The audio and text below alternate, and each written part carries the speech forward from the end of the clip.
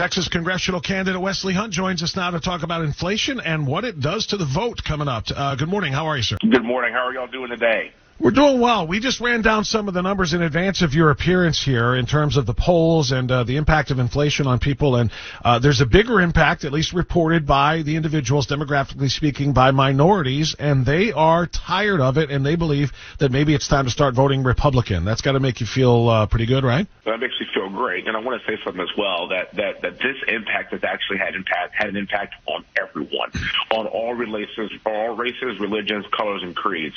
But the Democrat Party is a party that claims to be the party for minorities, and yet minority communities all across the country were far better off under President Trump than under Joe Biden.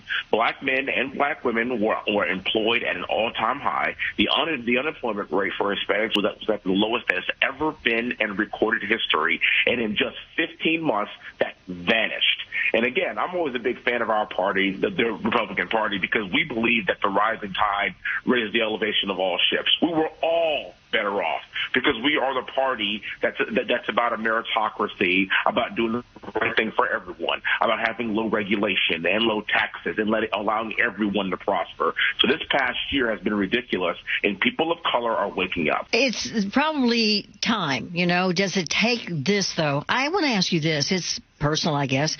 As a former Apache helicopter pilot, what would have it meant to you if you had to depend on Russia or Iran or some other country, bad actor, to be able to fly that helicopter in combat as you did? Great question, ma'am. And even add to it, just a year ago or 2 years ago, we were completely energy independent. We are sitting here in Texas in the United States, and God has blessed us with the Permian Basin and the Marcellus Shale. We have our own natural resources. We don't have to rely on dirtier oil from Russia or these horrible regimes like Iran in the Middle East, like we had to rely on them in the past. We were literally energy independent, and with one stroke of a pen, Joe Biden destroyed all of that. It's really sad because we went from literally having the policies that put Americans first, and then now this is clearly the America's second regime, and we have to get better about this. I think this midterm is going to be outstanding for our party because now we know what socialism gets us. We're going to take back at least 50 seats. I think we have a really good chance at getting the Senate, and we're definitely going to take back the presidency here in 2024 because people are waking up to these failed policies of socialism. How long, Wesley Hunt, will it take, though, if the Republicans do win the majority in November, will it take to get anything changed, considering it likely will not be a supermajority, a veto-proof majority, and Biden is still going to hold that card? Great question. So our Constitution is set up for things to move slowly.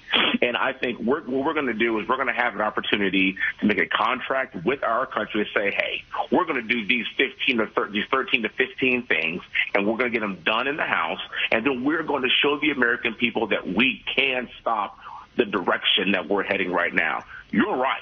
If the Democrats keep the Senate, and if Joe Biden Joe Biden or someone else will probably still be the president, it's going to be tough, but that's kind of good. Gridlock is good sometimes in our country. That's how it's supposed to be set up.